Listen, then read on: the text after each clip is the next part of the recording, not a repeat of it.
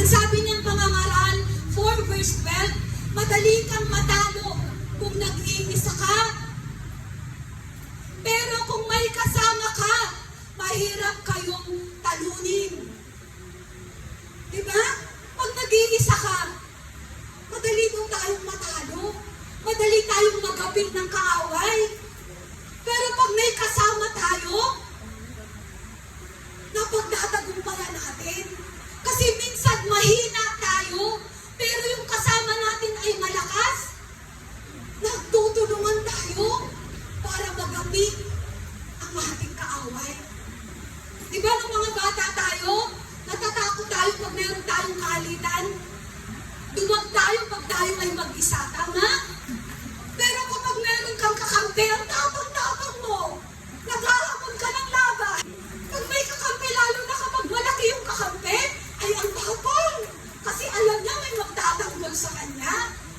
Ganun din po, in our unity, ito yung nais ng Diyos, magkaisa tayo. Kasi kahit nandiyan ang kagawa ng kaaway, mahina tayo, pero pag merong isang kapatid na nananalangin para sa'yo, napagtatagumpayan mo yun. Kung minsan may atake ng kaaway sa buhay natin, pero kapag merong isang kapatid na nananalangin para sa atin, napagtatagumpayan natin.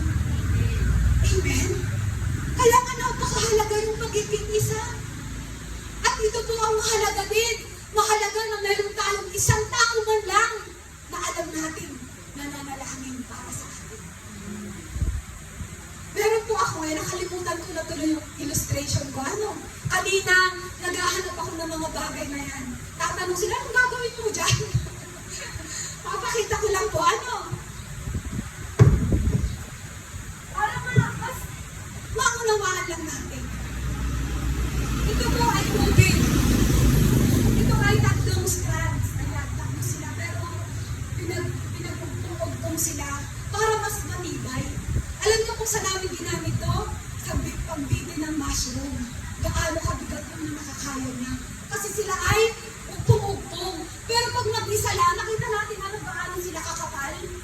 Gaano kakaya nila yung hindi malalagot. Pero kapag mag-isa lang siya, manipis lang, di po ba? Isang ganun lang yan. Kapag mahuna na, madaling malagot. Tama po ba? So yun ang nais ng Diyos na ito mo ay pinag-uugtong-ugtong yan para maging isa. At kapag naging isa sila, mas matibay. Kapag tayo ay nagtatali ng isang bagay, para hindi po sila madaling mamigtas, gusto natin mas matibay. Yun po ang nais ng Diyos na maging bigkis nating lahat. Kapag tayo ay sama-sama, matibay, natin mapagtatagumpayan ang gawa ng kaaway sa ating mga buhay. Amen po ba? Palakpakan nga po natin ang Diyos. Sapagkat ang sabi kapag tayo mag-isa lang, matatakot ka eh. Manghihina ka. Pero pag may kasama ka, lumalakas tayo, tumatapang tayo.